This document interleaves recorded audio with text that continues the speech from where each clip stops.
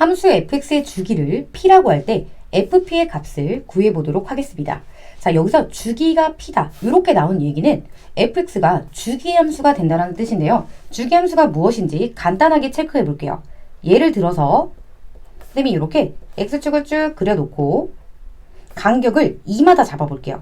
여기가 x가 1, 그 다음에 여기를 3, 그리고 여기를 5라고 잡는다면 주기함수는 이 구간마다, 이 주기마다 같은 모양의 그래프가 그려지게 됩니다. 예를 들어서 1부터 3까지 그래프의 모양이 이렇게 생겼어요. 그러면 3부터 5까지도 똑같은 모양의 그래프가 이렇게 그려지고요. 그 후에도 마찬가지고 그 전에도 마찬가지고 이런 식으로 주기가 2인 요 함수가 2마다 똑같이 그려지는 걸 주기함수라고 얘기해요. 그럼 얘네의 특징이 뭐냐면 x가 1일 때 함수값이 0이었어요.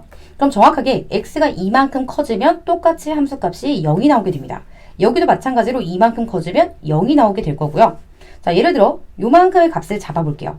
얘가 a라면 그때 함수값이 이만큼이었어요. 그럼 얘가 정확히 이만큼 딱 가게 되면 요 값이 뭐예요? 요 함수값이 똑같아요. 높이가 지금 같은 게 보이시죠? 그럼 그때 x값은 정확하게 주기만큼 a 플러스 2 이만큼 커지게 되는 거예요.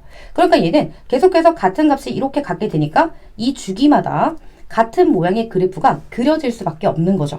그래서 우리가 주기함수를 정의할 때 어떤 표현을 쓰냐면 fx는 뭐랑 같냐면 f의 x 플러스 2랑 같다. 이렇게 써줘요.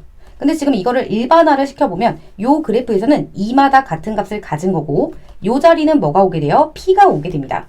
그리고 여기서 p가 의미하는 게 주기가 되는 거죠. 근데 얘는 주기가 p다라고 했으니까 요 형태를 보고 그대로 문제를 풀어주면 될 것 같아요.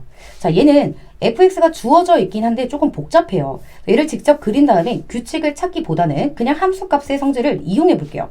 왜냐면 얘는 fp를 물어봤잖아요. 그러면 요 형태에서 x자리에 뭐만 들어가면 되죠?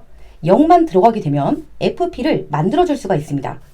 x에다가 0을 대입하면 좌변은 f0이 될 거고 우변은 f0 플러스 p니까 fp가 나오게 돼요.